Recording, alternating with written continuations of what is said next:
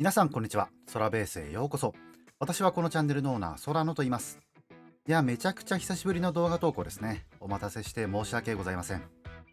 最近、統率者デッキが出ていなかったというのもあるんですが、仕事の部署移動やプライベートが忙しかったりで、動画の制作ができていませんでした。今後はまたぼちぼち再開できたらなと思っているんで、応援してくださると幸いです。というわけで、今回は、ローウィンの混迷統率者デッキ、エレメンタルの舞踏から、5色の統率者、無尽蔵アシュリングを紹介します。エレメンタルは各色に散らばっている人気部族なんで、5色で組めるのはかなりワクワクしますね。この後紹介するんですが、能力もかなりぶっ飛んでいるんで、ぜひ最後までご覧ください。今回もデッキはブラケット3を目指して構築していきます。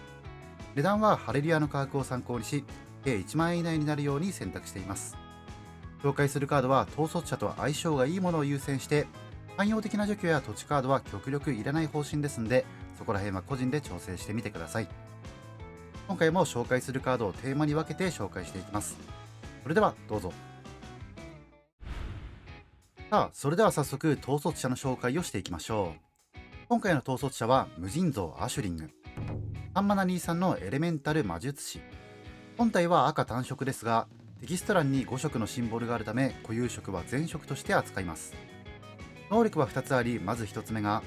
手札から唱えるエレメンタル呪文が早期4を持つといった能力。早期というのはそのコストで唱える代わりに場に出てすぐ生贄になってしまうという能力です。元のコストが重いエレメンタルを安いコストで場に出し、場に出た時の効果 ETB だけを利用するといったことができます。有名なのは本体が5マナだけど3マナで早期することで2ドローすることができる熟考タラヨイや、モダホラ2で登場したインカネーションサイクルが有名ですね。簡単にコストを踏み倒すことができる強力なキーワードです。そして2つ目の能力が、自分がトークンでないエレメンタルを生贄にするたび、それのコピーを生成して速攻を与える能力。エンド時に5色5マナを支払わなければそれらは生贄になります。早期で出して生贄になったエレメンタルがすぐ場に戻ってくる強力な能力。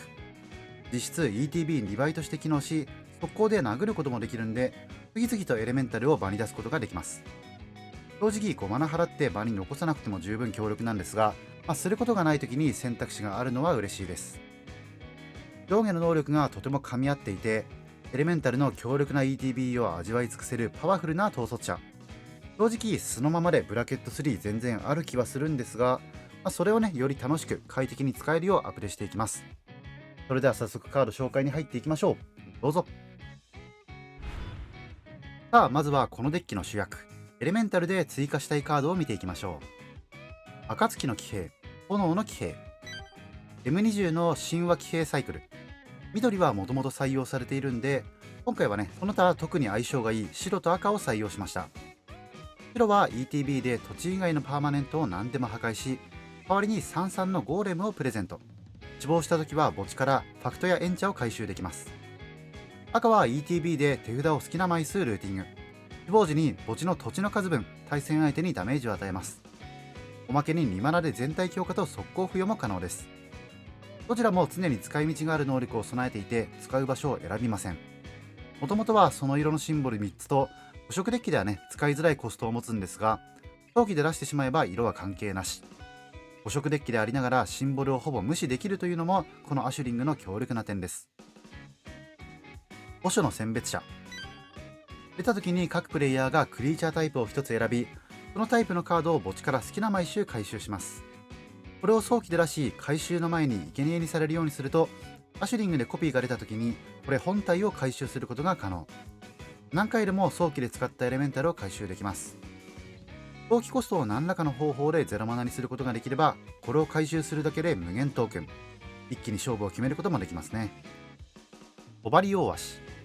ラスクボーンのアンコモンエレメンタル。7マナと重いですが、ETB と攻撃時に能力が誘発し、各対戦相手の2点ルーツと自分の2点回復にワンドローがつきます。アシュリングで早期すれば、元とコピーの ETB、攻撃の誘発で計3回誘発。6ルーズ6回復3ドローととんでもない効率になります。ラスクボーンのリミテでこいつは強いなと思ってましたが、まさか統率者でも使えるとは。アンコモンなので50円で買えちゃうのも嬉しいです。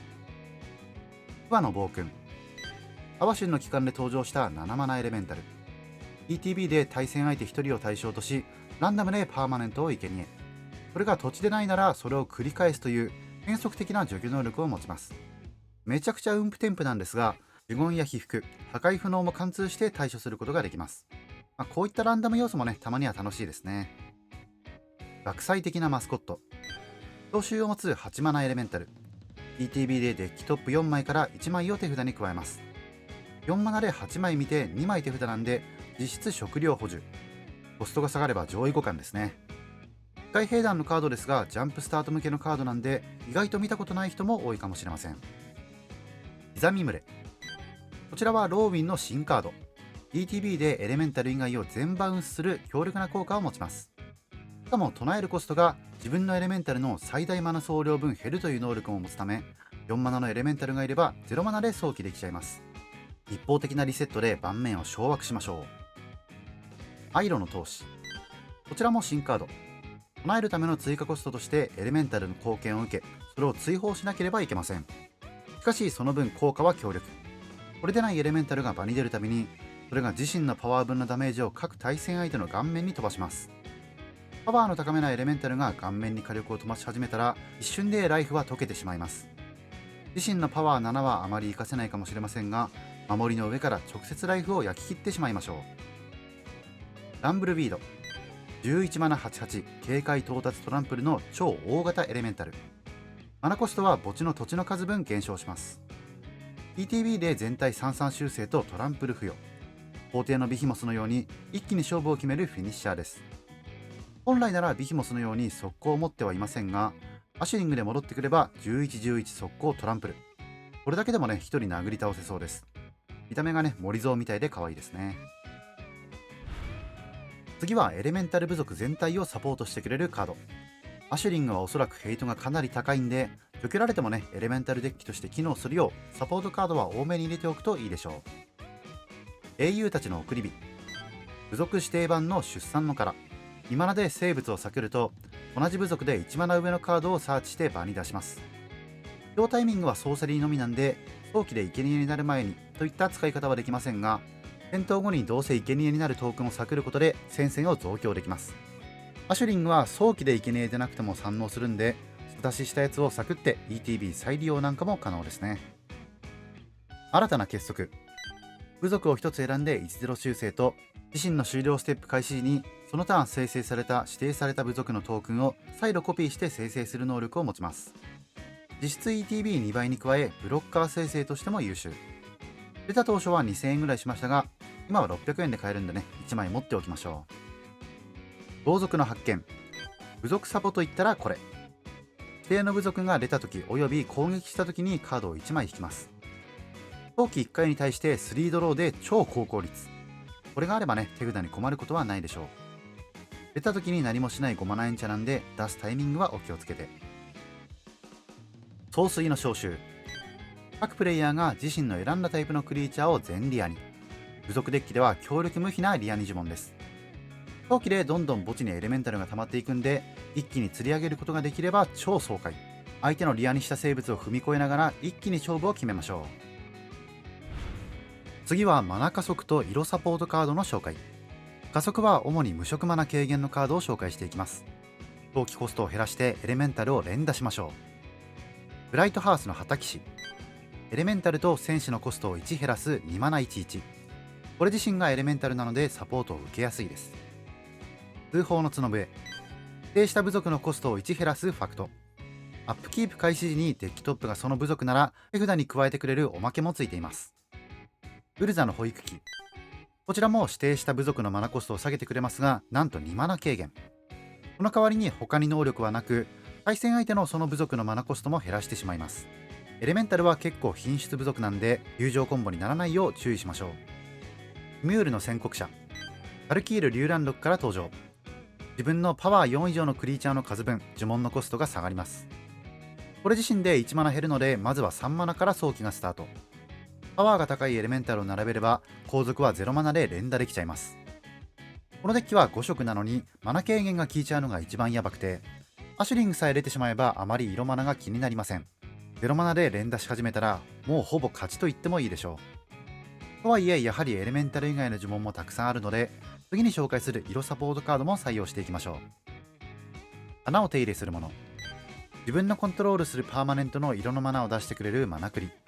今回のロービンで再録しました。人気カードなんでちょっとお高めですが、再録で安くなりますし、多色デッキではね、ぜひ使いたいので1枚持っておくといいでしょう。世界樹。土地を6つ以上コントロールしていると、全ての土地が全色出るようになる強力な土地。もともと緑マナは出るので、邪神の寺院のように5番に引いてマナが出ないってことがないのが嬉しいです。好きな色マナを加える能力を新たに与えているので、色マナを出すときにダメージを受ける土地が使いやすくなるのもポイントです。大闘技場。タップインですが1ダメージで好きな色を出せる土地。無色ならばダメージなしで出せるので、早期コストを支払うときは痛くありません。実はね、あんまり再録されていないのでちょっとお値段がします。次はアドバンテージを得るカードの紹介。このデッキはね、早期でバンバンエレメンタルを投げ捨てるんで、手札消費は多めです。息切れしないようにしっかり使った分補充しましょう。豆の木を登れ。各フォーマットで禁止になった強力エンチャント。自分がマナ総量5以上の呪文を唱えるたびカードを引きます。早期で唱えてもマナ総量はそのまま。重いエレメンタルを唱えればドローできます。ほんとなんでこれね、出た時ワンドローついてくるんですかね。統率者では問題なく使えるんでガンガンドローしちゃいましょう。より良い品物。クリーチャーを避けるとそのパワー分のカードを引き、その後3枚捨てるサクリ台になるエンチャント。早期で避けられるエレメンタルを無駄なく利用しましょう。これが出るとすごい勢いで墓地にカードがたまります。放水の召集でリアにして勝負を決めましょう。次はエレメンタルの強力な ETB を倍増させるカード3枚一気に紹介します。パンハモニコン、低減の歌手、双子連続の旅人。どれも ETB を追加で誘発させてくれる能力を持ち、早期とトークンそれぞれに誘発するので、1回の早期で4回 ETB が誘発するようになります。オーソドックスなパンハモニコンからワープで2マナで出せてしまう制限の歌手、そして今回の新カード双子連続の旅人はエレメンタル限定ではあるものの、なんとアンコモンです。トークンを倍増させる方向性もありなんですが、アシュリングがねやられてしまうと使いづらくなります。 ETB 倍化系なら独立して機能してくれるのでおすすめです。さて最後に1枚、こちらのカードを紹介して終わりにしましょう。無限の日時計。1マナで自分のターンを終わらせるカード。何を言ってるんだと最初は思うかもしれませんが、これにより終了ステップが訪れないんで、エレメンタルトークンが生贄にならなくなります。本来5マナかかるところをたった1マナで、ターンが終わるとスタックも全て飛ばされるため、除去への対応として使うこともできます。今はアバターで再録されかなり安く買えるタイミング。イラストもね、他のアバター再録に比べて使いやすいと思うので、ぜひ使ってみてください。というわけでいかがだったでしょうか。今回の合計金額は9060円でした。最初にも言いましたが、このデッキはね、本当に完成度高いですね。正直アプデしなくても全然ブラケット3で遊べると思います。ですが、どうせやるならもっと派手に楽しくとイメージして今回のリストを組んでみました。特にマナ軽減して早期コストを減らすのは強すぎるかと張り回しをしてね感じているんで、少し減らして調整してみてもいいかもしれません。ぜひド派手な5色エレメンタル楽しんでみてください。例えばこのチャンネルで5色デッキ紹介するのって初めてですね。次のミュータント・タートルズも5色デッキなんで、好きなカードを何でも入れられる5色ならではの楽しみを体感していただきたいです。次回の動画はジャンドカラーのデッキ呼吸の呪いから呪いの悪党オールババを紹介します。こちらもかなり個人的に好きないやらしいタイプのデッキなんで、チャンネル登録をしてね投稿をお待ちください。というわけで今回の動画はこれぐらいで終わろうと思います。この動画が面白いと思ったら高評価、チャンネル登録、X のフォローをお願いします。それでは次回の動画でまたお会いしましょう。バイバイ。